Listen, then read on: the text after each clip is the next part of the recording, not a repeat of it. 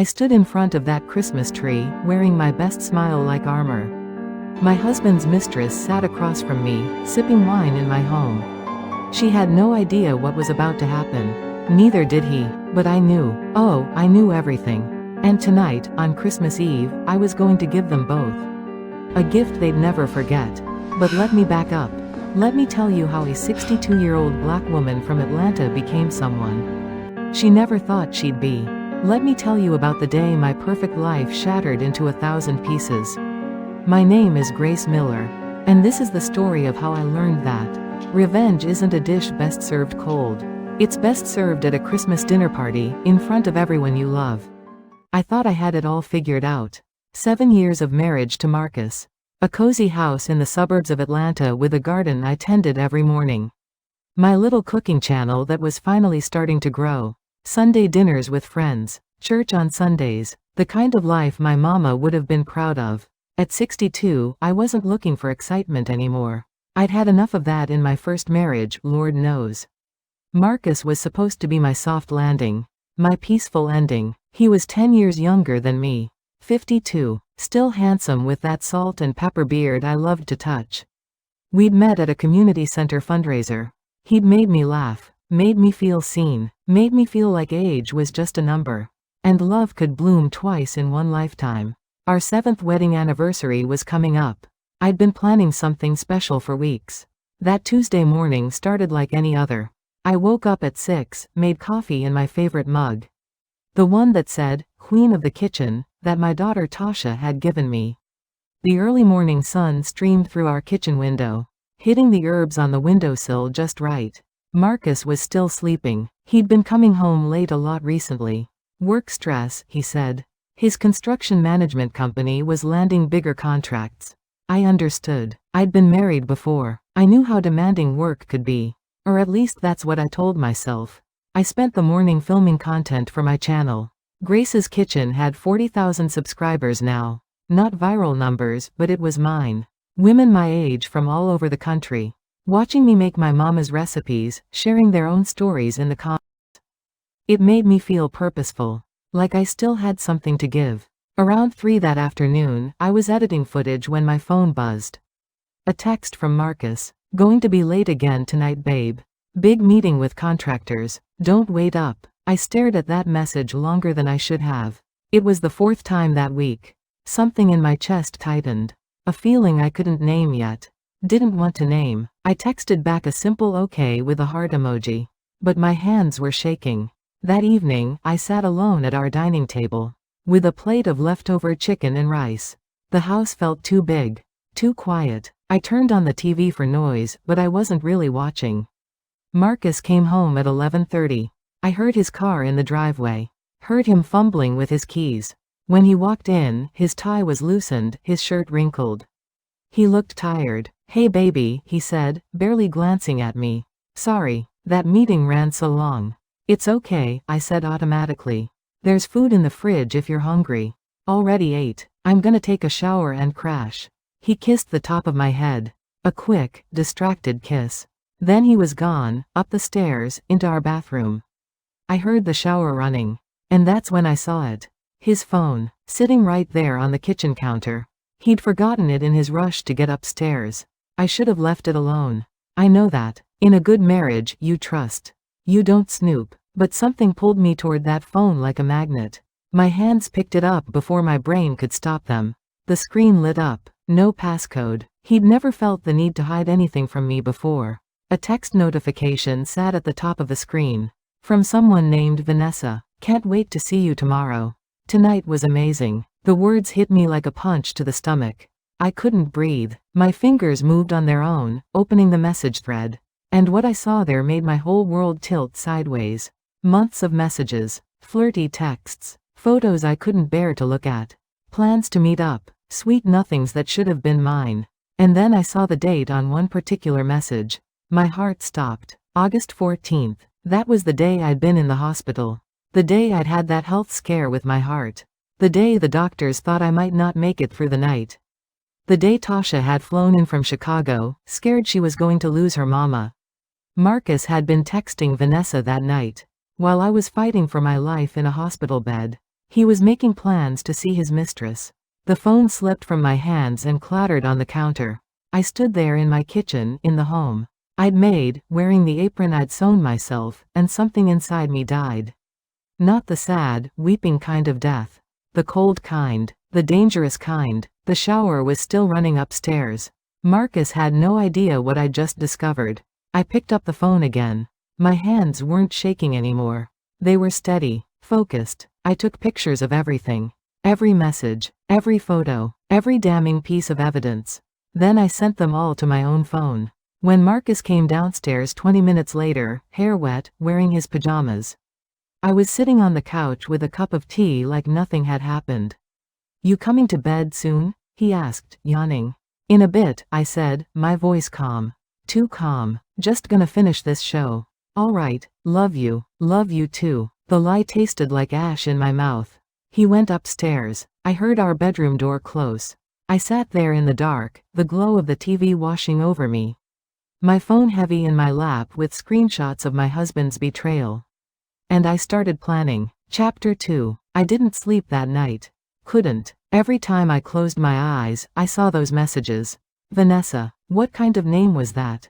I imagined her young, beautiful, everything I wasn't anymore.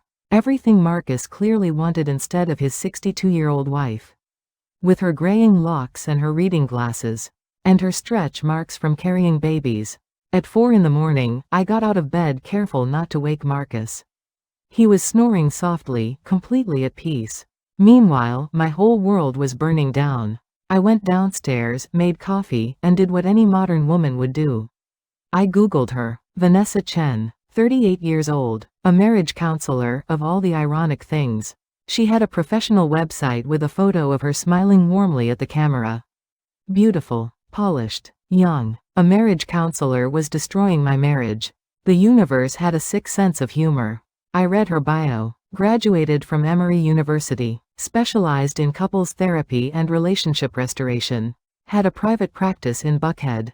5-star reviews from clients praising her wisdom and compassion. I wanted to throw my laptop across the room. Instead, I kept digging. Found her social media. It was mostly professional posts about healthy relationships and communication. But there were personal photos too. Her at restaurants I recognized. Her at the botanical gardens. Her at places I knew Marcus had claimed to be working late. One photo was dated 2 weeks ago. Her at a wine bar downtown, caption reading, "Celebrating good news with good wine." Marcus had told me he was working late that night too. I felt sick. The sun was coming up when I finally heard Marcus stirring upstairs. I quickly closed my laptop and pretended to be scrolling through recipes on my phone. He came down in his work clothes, already dressed. "You're up early," he said, pouring himself coffee. "Couldn't sleep," I said truthfully. "Everything okay?" I looked at him, really looked at him. This man I'd shared a bed with. This man I'd trusted with my heart after my first husband passed. This man who'd promised to love me for the rest of our days. "Everything's fine," I lied. "Just thinking about content ideas for the channel." He nodded, not really listening. Checking his own phone. Probably texting her. "I've got another late night tonight," he said, not meeting my eyes. "Don't wait up." "Okay. You sure you're all right? You seem off." "I'm good, baby. Just tired. You know how it is." He kissed my forehead and left. I watched him go, watched his car pull out of the driveway. And the moment he was gone, I let out a breath I didn't know I was holding. I couldn't do this alone. I needed help. I needed someone who could think clearly because my mind was a mess of rage. And hurt and something darker. I called my best friend, Lorraine. We'd known each other since high school, been through everything together. 3 marriages between us, 4 kids, 2 grandkids. She knew me better than anyone. "Girl, it's 7 in the morning," she answered, voice thick with sleep. "Marcus is cheating on me." Silence. Then I heard her sitting up. "Say that again." "Marcus is cheating. I found the messages. It's been going on for months. I'm coming over. Don't move. Don't do anything. I'll be there in 20 minutes. She was there in 15. Lorraine burst through my front door like a hurricane, still in her house. Robe, bonnet on her head, fury in her eyes. "Show me everything," she demanded. We sat at my kitchen table, and I showed her the screenshots. All of them. I watched her face go from shock to rage to something colder. That son of a bitch, she whispered. And this Vanessa woman, a marriage counselor? Oh, the devil is a liar. What do I do, Lorraine? Do I confront him? Do I pack his bags? Do I? You don't do anything yet, she cut me off. Her eyes were sharp, calculating. You think this through. You plan this right. Because if you're gonna blow up your marriage, Grace, you do it smart. You do it so he can never recover. I don't want revenge. I just want, baby. She grabbed my hands. Yes, you do. And that's okay. After what he did. After he was with that woman while you were in the hospital fighting for your life? You deserve to burn his world down. But you do it right. I looked at my best friend, this woman who'd held me when my first husband died. Who'd celebrated when I married Marcus, who'd never steered me wrong. What are you thinking? I asked. I'm thinking we hire a private investigator. We get evidence that's so solid, so damning, that when you're ready to drop the bomb. There's no way he can spin it. No way he can make you look crazy or jealous. We get everything. A private investigator? Lorraine, that's expensive. So is losing half your assets in a divorce because you didn't have proof. Trust me on this. I know a guy, Raymond Williams. He's discreet and he's good. Let me call him. 2 hours later, I was sitting in a coffee shop across from Raymond Williams. He was in his 50s, graying at the temples. Kind eyes that had probably seen too much of humanity's worst. Mrs. Miller, he said gently. I know this is difficult. Why don't you tell me what's going on? I told him everything. About the messages. About Vanessa. About the night I was in the hospital. My voice only cracked once. Raymond took notes, nodded, asked careful questions. I can help you, he said finally. I'll need about 2 weeks to gather comprehensive evidence. Photos, timeline, patterns. I'll find out exactly how deep this goes. And I'll do it without either of them knowing. How much? He quoted me a price that made me wince. But Lorraine was right. This was worth it. Do it, I said. We shook hands. I signed his contract. And just like that, I became a woman who hired private investigators to catch her cheating husband. I drove home in a daze. My phone rang. It was Tasha, my daughter. Hey mama, just calling to check in. How are you? I almost told her. Almost broke down right there in my car.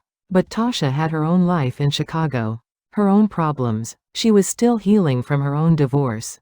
I'm good, baby. Just had lunch with Lorraine. That's good. And Marcus? How's he doing? I gripped the steering wheel tighter. He's fine. Working a lot. You know how it is.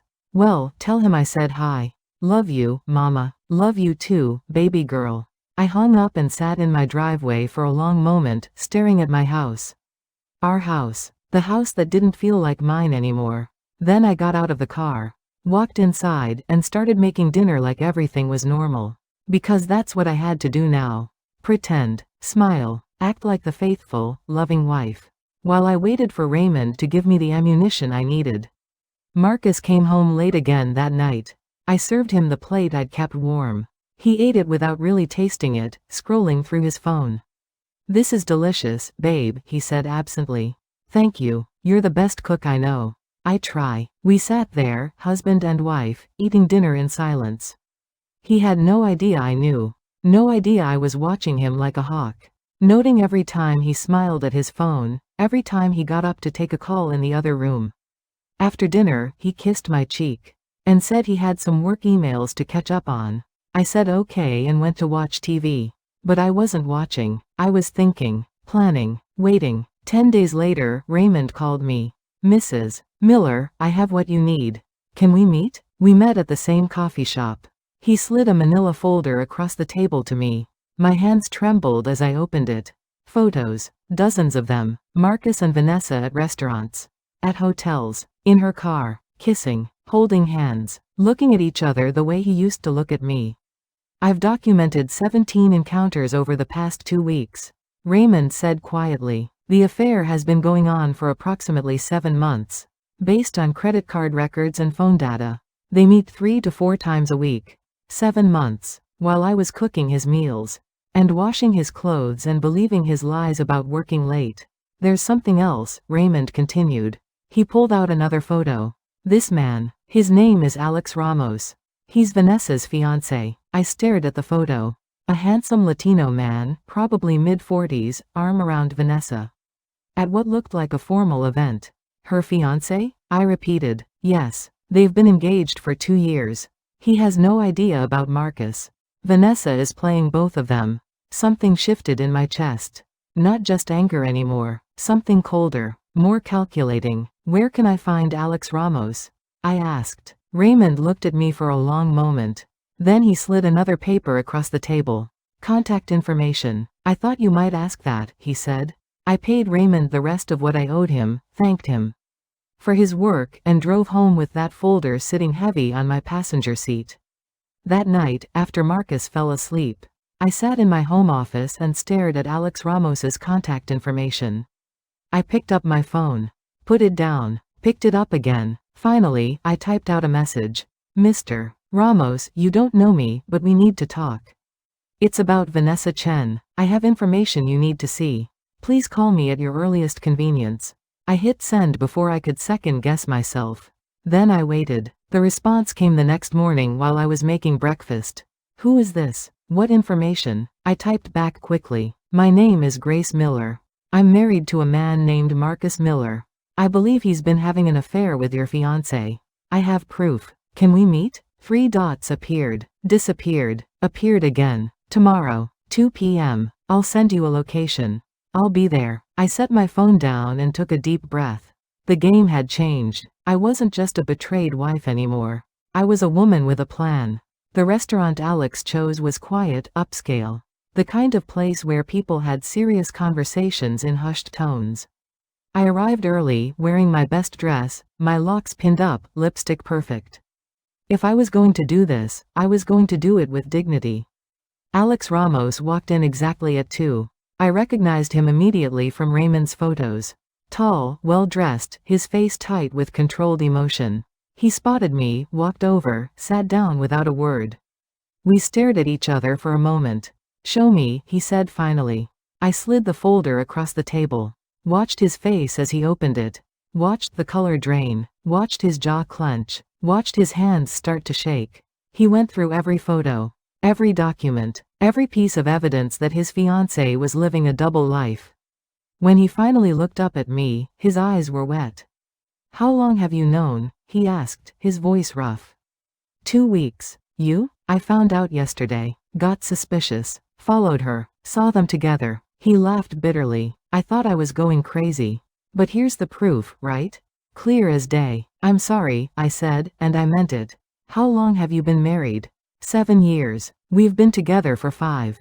Engaged for 2. I thought we were happy. I thought, he broke off, pressing his palms against his eyes. God, I'm such an idiot. You're not an idiot. Neither am I. We're just people who loved the wrong ones. He lowered his hands and looked at me. Really looked at me. What do you want? He asked. Why did you contact me? Because misery loves company? Because I thought you deserved to know?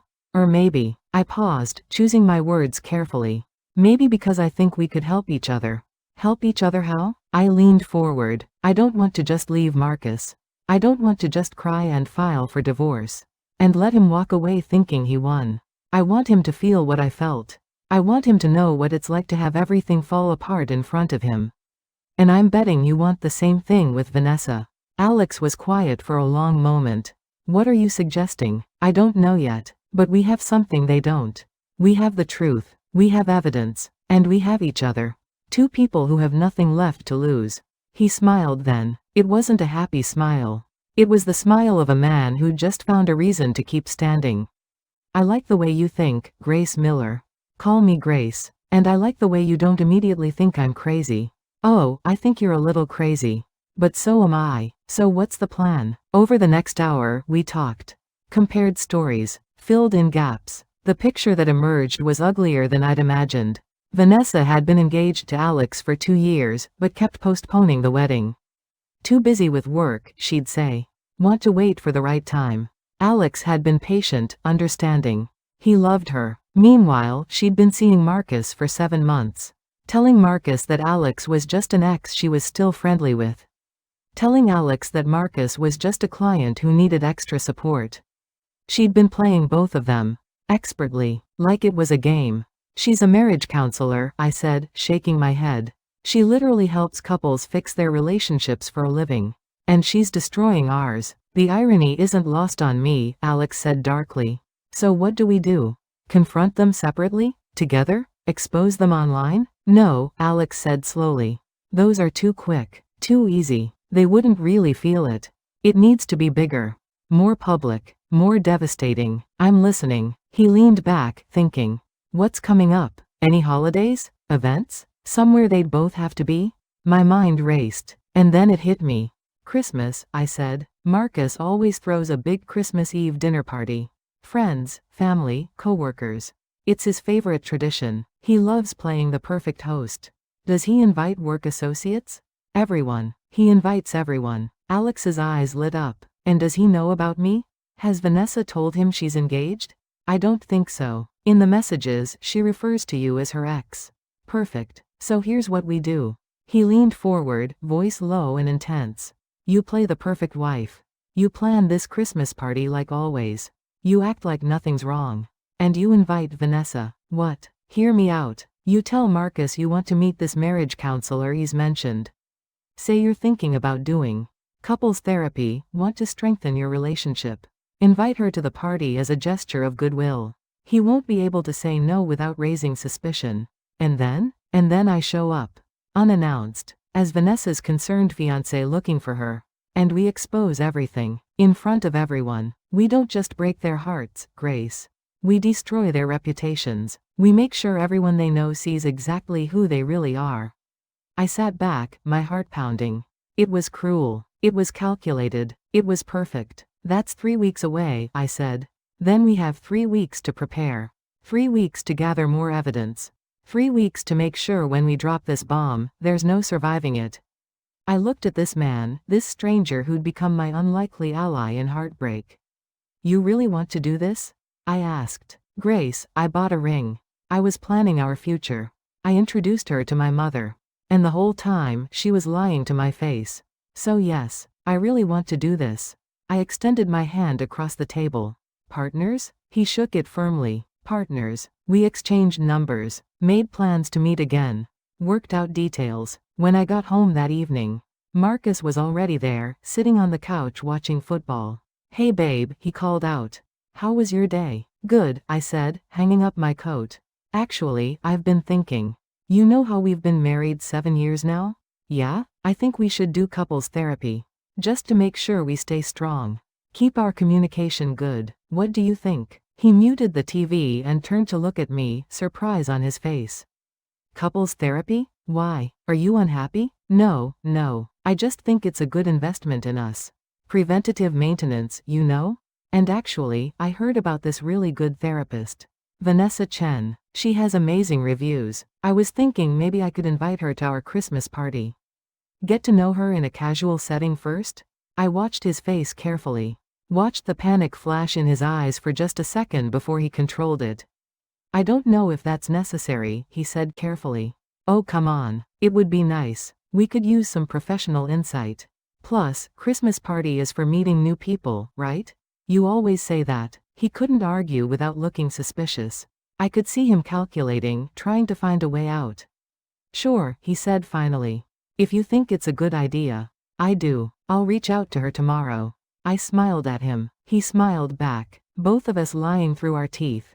That night, I lay in bed next to him, listening to him breathe. Knowing he had no idea what was coming. Knowing that in 3 weeks, his entire world would collapse. And I didn't feel guilty. Not even a little bit. I felt powerful. Chapter 4. The next 2 weeks were the hardest acting job of my life. Every morning, I woke up next to Marcus and smiled. Made his coffee the way he liked it. Kissed him goodbye when he left for work. Pretended I didn't know he was meeting Vanessa on his lunch breaks. I reached out to Vanessa through her professional email, introducing myself as Marcus Miller's wife, expressing interest in couples counseling, and extending a warm invitation to our Christmas party.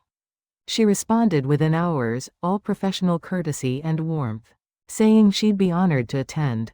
I wanted to vomit reading her fake pleasantries, but I played my part.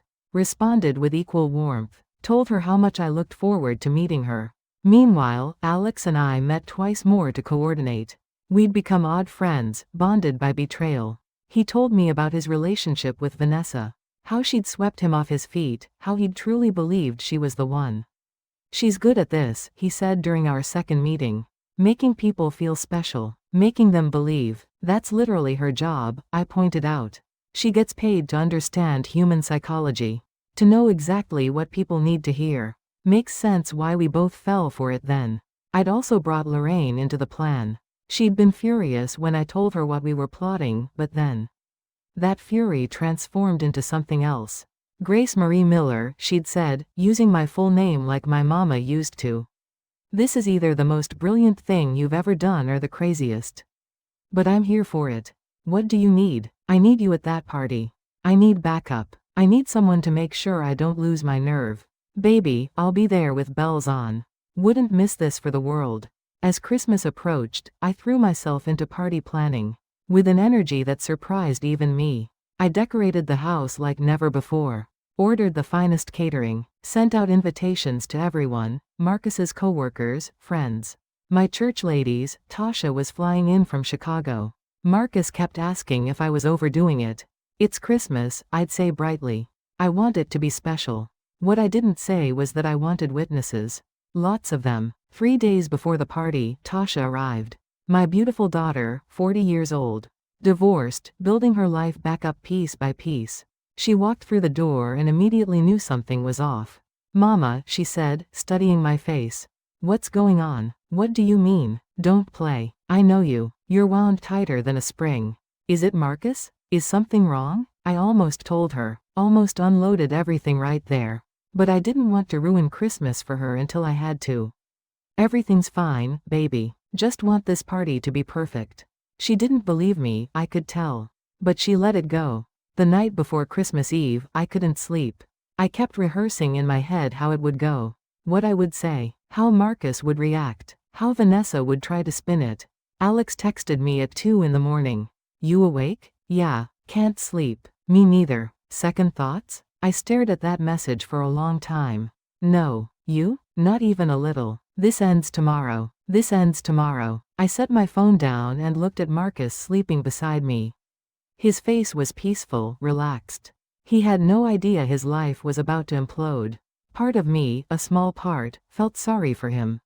We'd had good times. He'd made me laugh. We'd built something together, or at least I thought we had. But then I remembered those messages.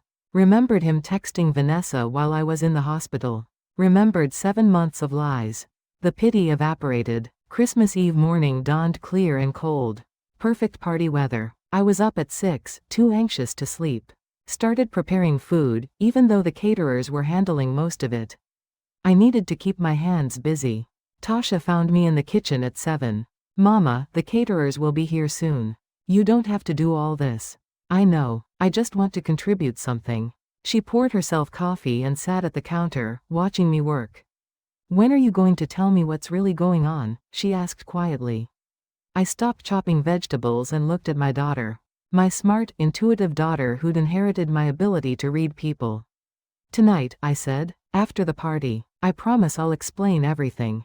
Okay. She sipped her coffee. But Mama? Whatever it is, I'm on your side. Always. Tears pricked my eyes. I blinked them away. I know, baby. I know. The afternoon was a blur of activity. Caterers arrived. Florists delivered arrangements. Lorraine showed up early to help, giving me knowing looks that Marcus didn't catch. By 5 o'clock, the house looked like something out of a magazine. Twinkling lights everywhere. A massive tree in the living room. Tables laden with food. Everything perfect. I went upstairs to change into the dress I'd bought specifically for tonight.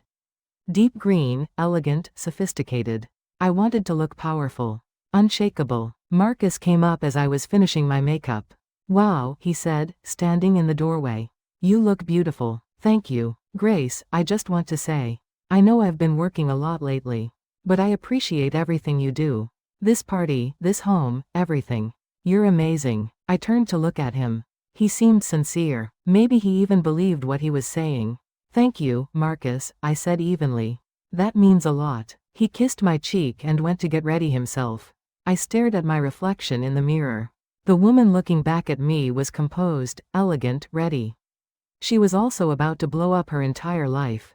Here we go, I whispered to myself. Guests started arriving at 6. The house filled with laughter and conversation.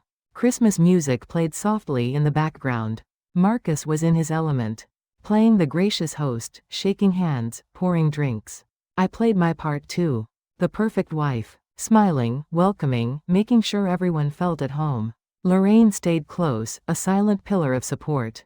At 7:30, the doorbell rang. I opened it to find Vanessa Chen standing there, looking stunning in a red dress. A bottle of wine in her hands, that professional smile on her face. "Grace," she said warmly. "So wonderful to finally meet you in person. Vanessa, welcome. Please come in." She stepped inside, taking in the decorations, the crowd. "What a beautiful home. And what a lovely party. Thank you. Let me introduce you to my husband." I led her through the crowd to where Marcus stood with some of his coworkers. I watched his face when he saw her. Watched the flash of panic, quickly masked. "Marcus, this is Vanessa Chen. The therapist I told you about." He shook her hand, his smile tight. "Nice to meet you," he managed. "Likewise. Grace has told me such wonderful things about you both." The irony was so thick you could cut it with a knife. For the next hour, I watched them try to act natural. Watched Marcus avoid her. Watched Vanessa circulate professionally, making small talk, pretending she wasn't sleeping with the host. At 8:30, I checked my phone. A text from Alex. "I'm outside. Ready?" I texted back. "Ready." I found Lorraine and nodded. She nodded back. Then I walked to the front door and opened it. Alex Ramos stood there, wearing a suit, his face set in grim determination. "Excuse me," he said loudly enough for people nearby to hear. "I'm looking for my fiancée, Vanessa Chen. I was told she'd be here." The conversations around us started to die down. People turned to look. I opened the door wider. "She's inside," I said clearly. "Please, come in." The room went quiet as Alex walked through the door. You could feel the shift in energy, the way people sensed something was about to happen. I led Alex through the crowd. People parted, whispered. Vanessa turned at the sound of her name. And I watched the color drain from her face when she saw him. "Alex?" Her voice was strained. "What are you doing here?" "Looking for you, sweetheart." His voice was pleasant, but there was steel underneath. "You weren't answering your phone." I got worried. Marcus had frozen nearby, a drink halfway to his lips. Vanessa's eyes darted between Alex, me, and Marcus.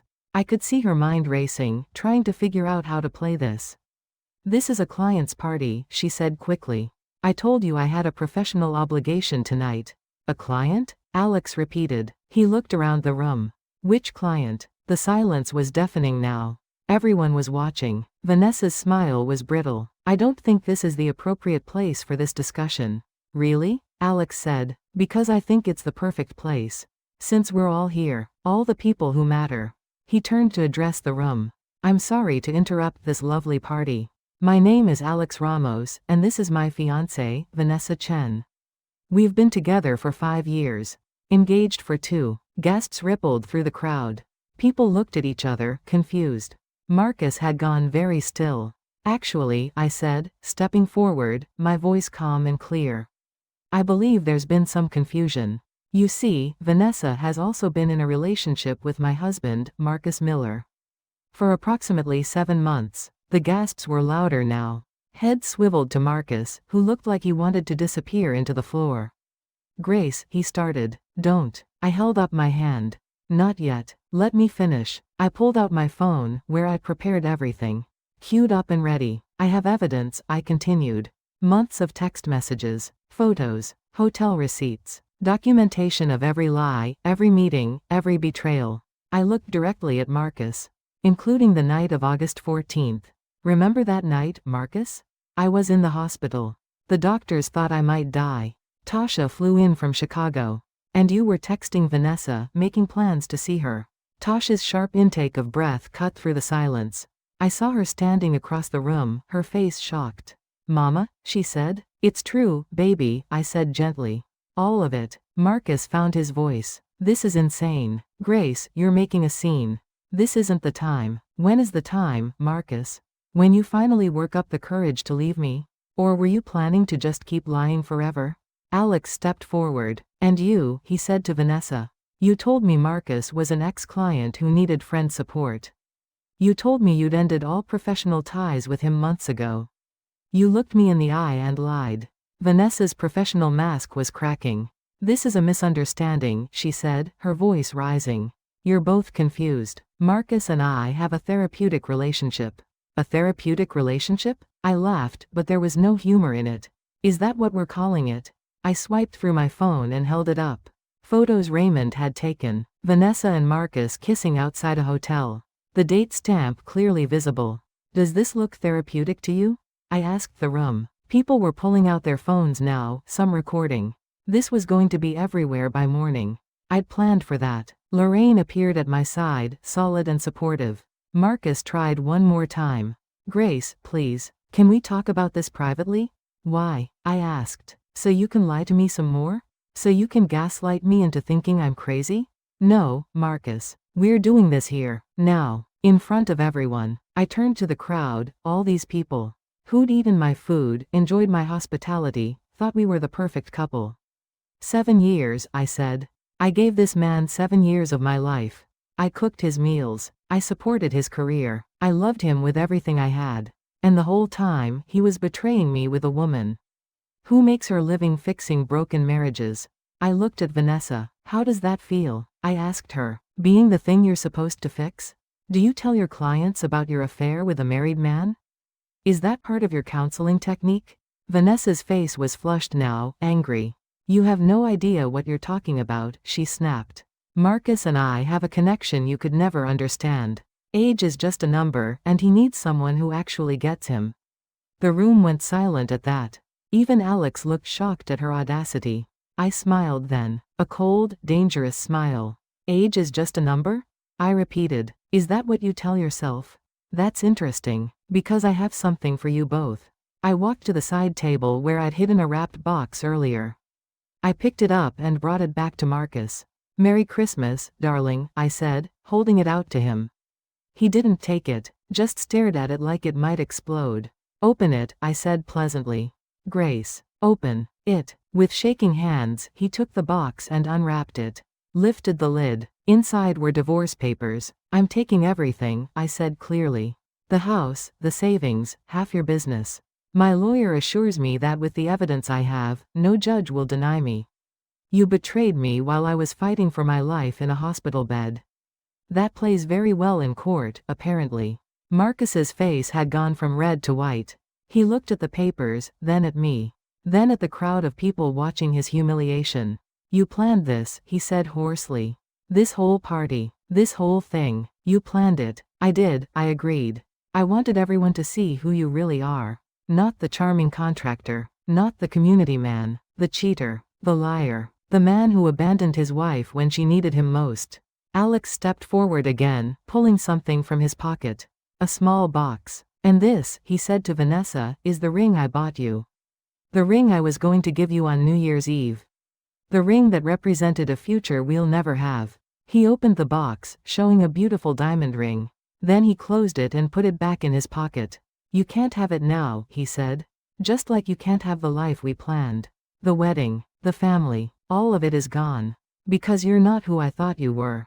Vanessa's professional composure finally shattered. Tears streamed down her face. You don't understand, she said desperately. I love him. I love Marcus. It's real. Is it? I asked. Or is it just exciting? The thrill of the affair? Because let me tell you something, Vanessa. It's easy to love someone when you only see them for stolen moments. When you don't have to deal with their snoring, their bad days, their mundane reality. That's not love. That's fantasy. I turned to Marcus one last time. I loved you, I said quietly.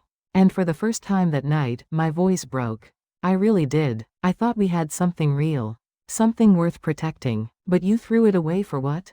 For some excitement? For an ego boost? Tears were rolling down my cheeks now, but I didn't wipe them away. Let them see. Let them all see what he'd done to me. You don't get to do this to people, I said. You don't get to promise forever and then lie every single day. You don't get to make someone feel crazy. For having instincts that were right all along. Marcus's eyes were wet too. I'm sorry, he whispered. Grace, I'm so sorry. You should be, Lorraine said sharply, speaking for the first time. You had a queen and you traded her for fool's gold. Tasha pushed through the crowd and wrapped her arms around me. I sagged against my daughter, finally letting myself feel the weight of it all. I've got you, Mama, she murmured. I've got you. The party was over, obviously. People began filing out quietly, stealing glances back at the wreckage.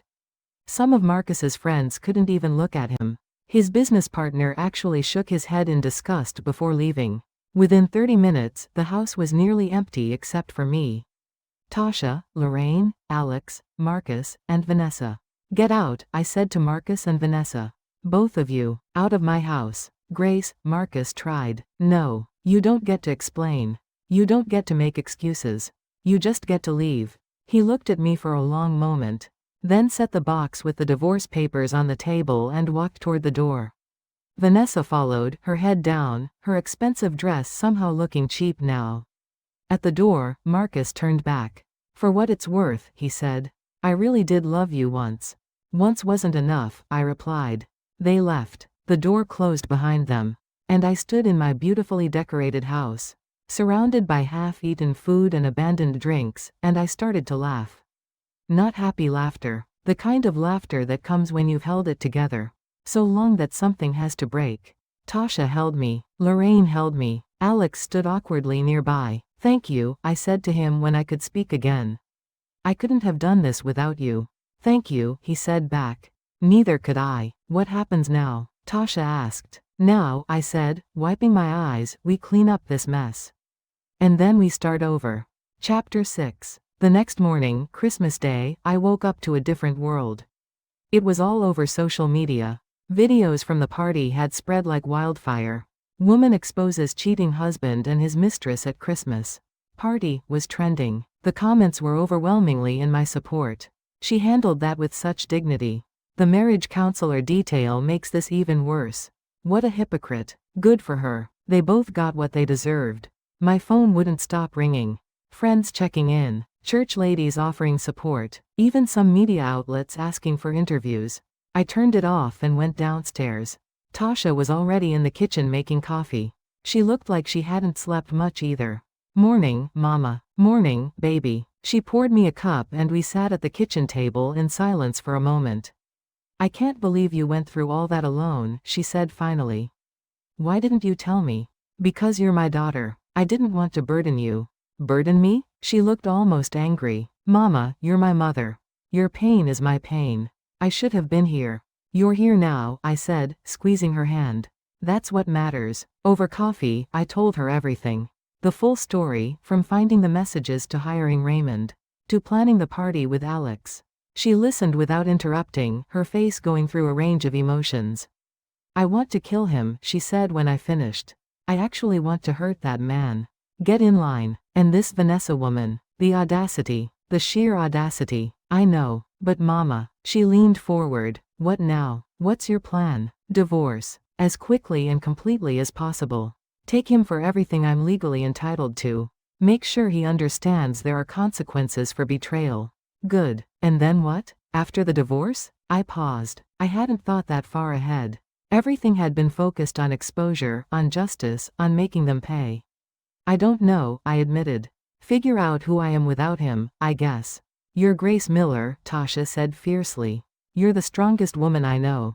You're a content creator with thousands of people who love you. You're a survivor. You're my mama. And you're going to be just fine. I felt tears coming again. When did you get so wise? I learned from the best. Lorraine showed up an hour later with bags of Chinese food because, as she put it, nobody should have to cook on Christmas, especially after the night you had. We ate lo mein and fried rice in our pajamas, and slowly, the shock began to wear off. Replaced by something else. Anger, yes. Hurt, definitely. But also something like relief. I don't have to pretend anymore, I said, staring at my fortune cookie. For months, I've been pretending I didn't know. Pretending everything was fine. And it was exhausting. Lies always are, Lorraine said. That's why the truth, as painful as it is actually a gift. Some gift, I muttered. I'm serious. You know the truth now. You're free to move forward. To build something new. At 62? At 62, she said firmly. Age is just a number, remember? Isn't that what that trash woman said? Well, she's right about one thing. It's never too late to start over. My lawyer called the next day. A woman named Patricia Rodriguez, recommended by Lorraine's cousin. She was sharp, no nonsense, and very good at her job. Mrs. Miller, I've seen the videos, she said. And I've reviewed the evidence you sent over. I'm going to be honest with you. This is going to be an easy case from a legal standpoint. The documentation is impeccable. His infidelity is provable. The fact that it happened while you were hospitalized is particularly damaging to his case. How long will it take?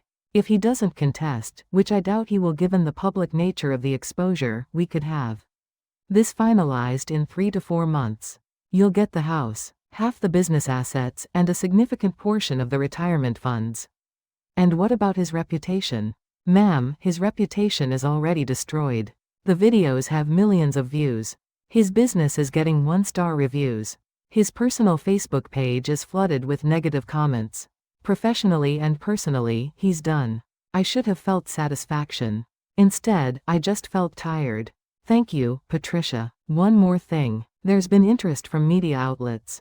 Talk shows, podcasts, even a streaming service asking about your story. Are you interested in pursuing any of that? I need to think about it. Take your time. But Grace? You're a hero to a lot of women right now. Women who've been gaslit, cheated on, made to feel crazy. Your story matters. Just keep that in mind. After I hung up, I sat in my office for a long time, thinking. A hero. Was that what I was? Or just a woman who'd been pushed too far? My phone rang again. An unknown number. I almost didn't answer. Hello? Grace, it's Alex. Alex. Hi. How are you holding up? About as well as expected. Listen, I wanted to thank you for everything. I know last night was hard for both of us, but I'm glad we did it together. Me too. Have you heard from them? Marcus or Vanessa? No. You? Vanessa tried to call me about 50 times. Left voicemails. Crying, begging, saying it was a mistake. I blocked her number. Good. Grace, I also wanted to tell you something. I'm leaving Atlanta, moving back to Miami where my family is.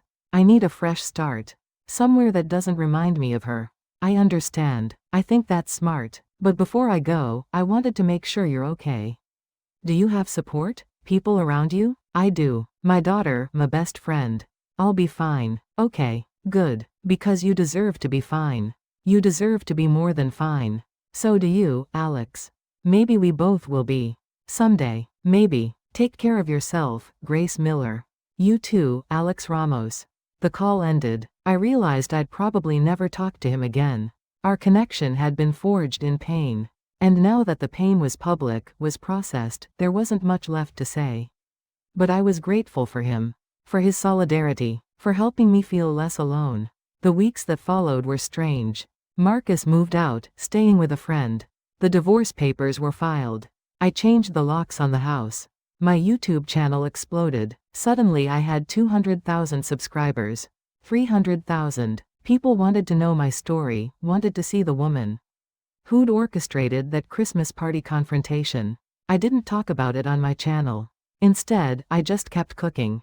Kept making my mama's recipes. Kept being myself. But in the comments, women shared their own stories. Stories of betrayal, of finding strength, of starting over. You inspired me to leave my cheating husband. I'm 65 and I thought my life was over. You showed me it's not. Thank you for being real. For showing that you can be hurt and still be powerful. I read every comment, answered as many as I could. And slowly, I realized that Patricia was right. My story did matter, not because it was unique, but because it was common.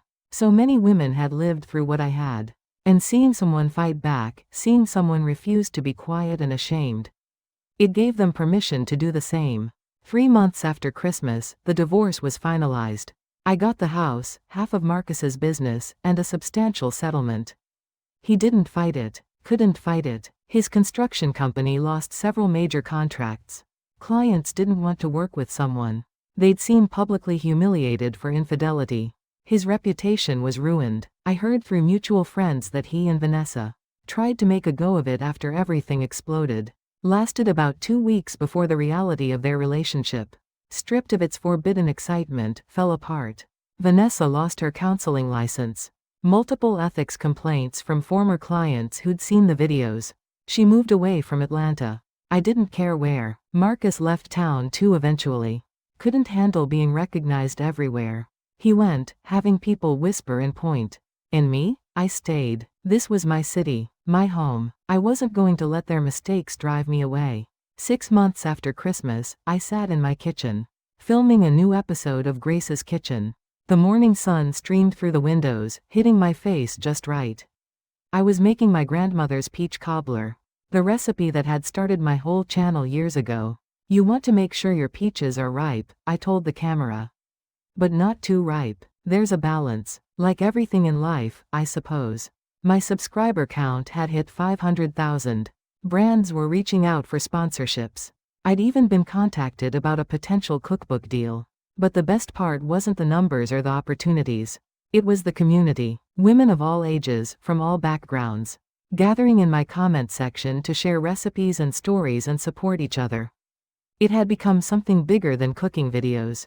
It had become a space for women to be real with each other.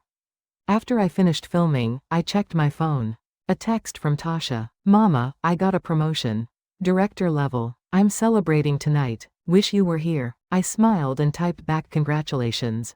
My daughter was thriving. That's all I'd ever wanted. Another text came through, from a number I didn't recognize. Hi Grace. This is Alex. I know it's been a while. I'm back in Atlanta for a week visiting friends.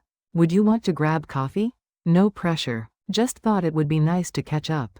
I stared at that message for a long moment. Alex, my partner in revenge, the man who'd stood beside me on the worst night of my life. I typed back, coffee sounds good. When and where? We met 2 days later at a quiet cafe in Virginia Highland. Alex looked different, lighter somehow, like a weight had been lifted. You look good, I said as we sat down with our drinks. So do you. Really good. YouTube fame suits me, apparently. He laughed. I've been watching your videos. You're amazing. The growth has been incredible. It's been surreal. I never expected any of this. You deserve it. You deserve all the good things, Grace. We talked for an hour. He told me about Miami, about reconnecting with his family, about starting his own consulting business. He seemed happy, at peace. What about you? He asked. How are you really doing? I considered the question. I'm good, I said, and realized I meant it. Some days are hard. Some days I'm angry. Some days I miss being married, even to someone who lied to me. But mostly, I'm okay. Better than okay. Have you dated? No, not ready yet. Maybe not for a while. I'm focusing on me right now. Figuring out who Grace is without a man defining her. That's healthy. What about you? Same. Taking time. Learning to trust again. It's a process. We finished our coffee and walked out together.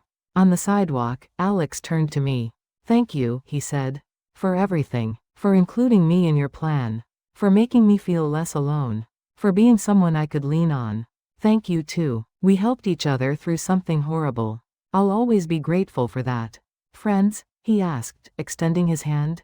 I shook it. Friends. He left for Miami the next day. We texted occasionally after that. Updates on life, funny stories, the occasional video or meme. It was nice having someone who understood what we'd been through. Summer came. My channel hit 700,000 subscribers. I started doing live cooking streams where I'd chat with viewers in real time. The connection was incredible. One evening, a viewer asked me a question that stopped me cold. Grace, do you regret what you did at that Christmas party? Do you wish you'd handled it differently? I paused, spatula in hand, thinking. No, I said finally. I don't regret it. Was it dramatic? Absolutely. Was it painful? Without question. But it was real. It was honest. And it forced me to stop hiding from the truth. Sometimes you have to burn everything down to build something better. The comments exploded with support. Needed to hear this. You're so strong, Grace. This is why we love you. But one comment caught my eye. My husband cheated on me 15 years ago. I stayed. I forgave him. But I never forgot. And I've been miserable ever since. You gave me the courage to finally leave. Thank you. I read that comment out loud to the camera, my voice catching. That's what this is about, I said. Not revenge, not drama. It's about refusing to accept less than we deserve. It's about knowing our worth. And it's never too late. I don't care if you're 25 or 75. It's never too late to choose yourself. That clip went viral. 3 million views in 2 days. I was asked to give a talk at a women's empowerment conference.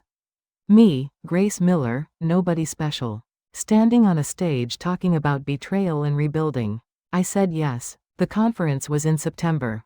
2,000 women in attendance. I stood backstage, my heart pounding, wondering what I'd gotten myself into. Then I walked out on that stage, looked at all those faces. And I just told my story. The truth of it. The pain and the anger and the planning and the aftermath. When I finished, the room was silent for a moment. Then they rose to their feet. 2,000 women standing and applauding. I cried on that stage. Couldn't help it. After my talk, women lined up to speak to me, to share their stories, to thank me for being vulnerable, for being real. One woman, had to be in her 70s, grabbed my hands. I've been married 40 years to a man who's cheated on me at least 3 times. That I know of, she said. And I always thought I was too old to leave. Too invested. But you made me realize I still have time. I still have life left to live. Thank you. That's when it hit me. This was bigger than Marcus. Bigger than Vanessa. Bigger than one Christmas party. This was about every woman who'd ever been made to feel like she should be grateful for scraps. Like she should stay quiet. Like she should accept betrayal with grace and dignity.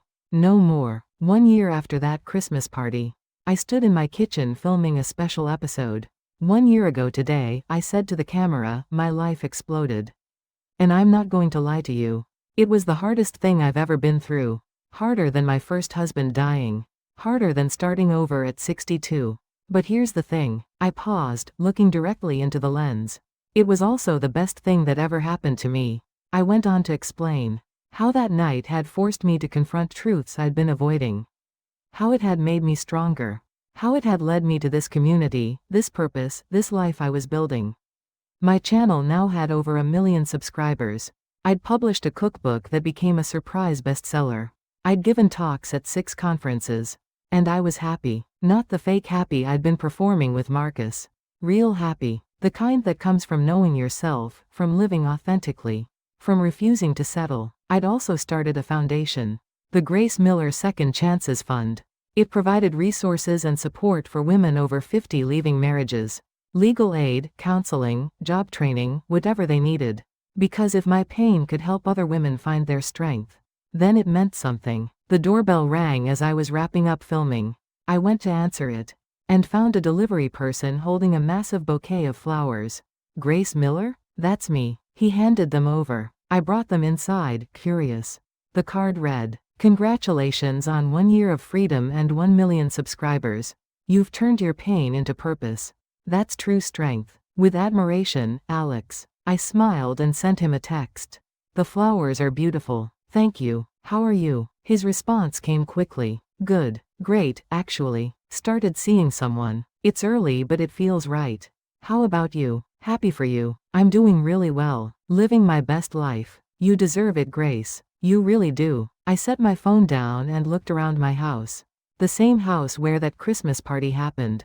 But it felt different now. Lighter. It was truly mine now, in a way it never had been before. That evening, Tasha called. "Mama, I've been thinking. What if I moved back to Atlanta? My company will let me work remote, and I miss you. Miss being close. Baby, you don't have to do that for me. I'm not doing it for you. I'm doing it for me. I want to be near my mama. Is that so wrong?" "No," I said, my voice thick. "That's not wrong at all." "Good. Because I already gave notice on my Chicago apartment. I'll be there in 6 weeks." I laughed through tears. "You're something else, you know that?" I learned from the best. After we hung up, I poured myself a glass of wine. And stepped out onto my back porch. The evening was cool, perfect. My garden was thriving, the herbs I'd planted last spring now full and fragrant. I thought about Marcus. Wondered where he was, what he was doing. If he ever thought about me. If he regretted his choices. Then I decided I didn't actually care. His chapter was closed. This was my story now. My phone buzzed with comments on the video I'd just posted. I scrolled through them, reading messages of support and love from strangers who'd become friends. Grace, you changed my life. Thank you for showing us what strength looks like. You're an inspiration to women everywhere. I didn't feel like an inspiration. I felt like someone who'd been broken and had to put herself back together. But if that could help other women do the same, then maybe it was enough. The sun set over my garden, painting the sky in shades of orange and pink. I sat there watching it, feeling the weight of the past year. Lift just a little more. I'd survived. More than survived. I'd rebuilt my life into something better than it was before. At 63, I was just getting started.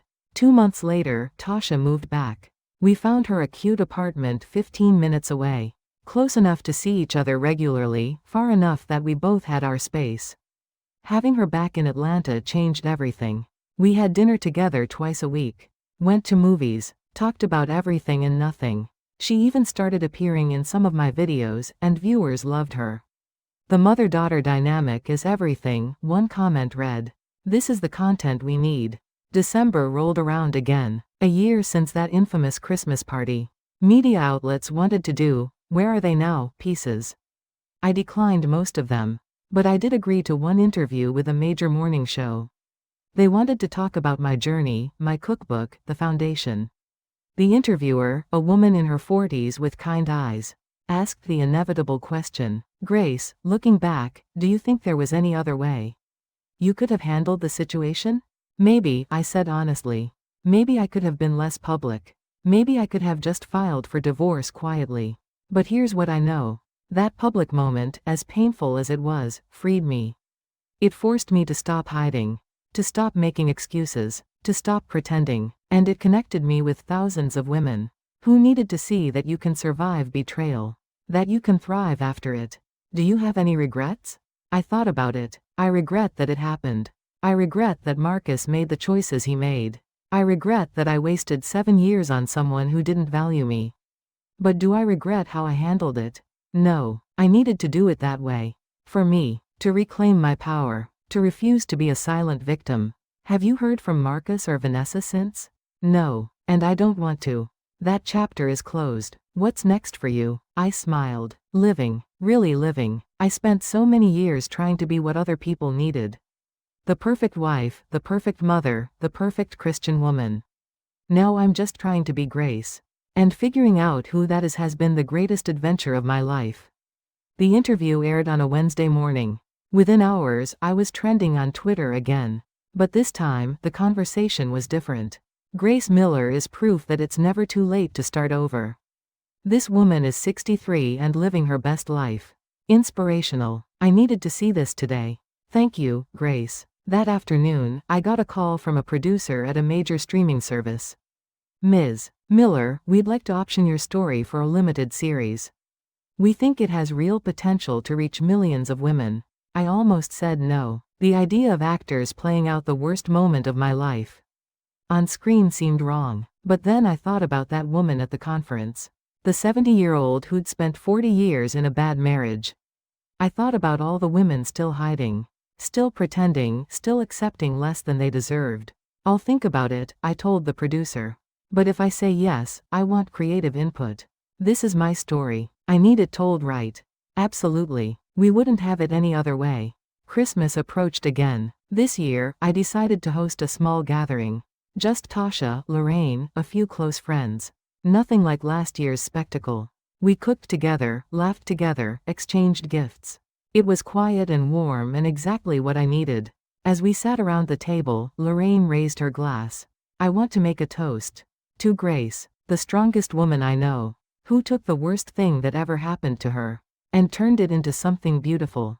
You inspire us all. To Grace, everyone echoed. I looked around the table at these people who loved me. Who'd supported me, who'd held me together when I was falling apart. Thank you, I said, my voice thick. All of you. I couldn't have done this without you. Yes, you could have, Tasha said. You're Grace Miller. You can do anything. Later that night, after everyone left, I stood alone in my kitchen. The same kitchen where I'd discovered the messages. The same kitchen where I'd planned my revenge. The same kitchen where I'd filmed hundreds of videos. But it felt different now. It felt like mine in a way it never had before. I pulled out my phone and opened the camera. "Hey everyone," I said, starting an impromptu live stream. "It's Christmas Eve. 1 year ago tonight, I confronted my husband and his mistress at a party. It was the most dramatic moment of my life. And you know what? I'm glad I did it." Comments started rolling in immediately. Hundreds of viewers tuning in. But here's what I really want to say. If you're going through something right now, if you're being betrayed or lied to or made to feel small, you have a choice. You can stay silent, you can accept it, or you can fight back. Not because revenge is sweet, but because you deserve better. Because your life matters. Because you're worth more than someone else's lies. More comments, hearts and prayer hands and words of support. "I didn't rebuild my life," I said, echoing the words I'd thought a year ago. "I built a better one. And you can too. At any age, after any betrayal, it's never too late to choose yourself." I ended the stream and set my phone down. Outside, it had started to snow. Rare for Atlanta, but magical when it happened. I poured myself a glass of wine and stood at my kitchen window, watching the snow fall, thinking about everything that had happened. Everything I'd lost, everything I'd gained.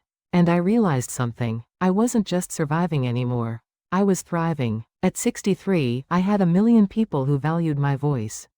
A daughter who'd moved across the country to be near me. A purpose that meant something. And most importantly, I had myself back. The real me, not the version I performed for Marcus. Not the version I thought I was supposed to be.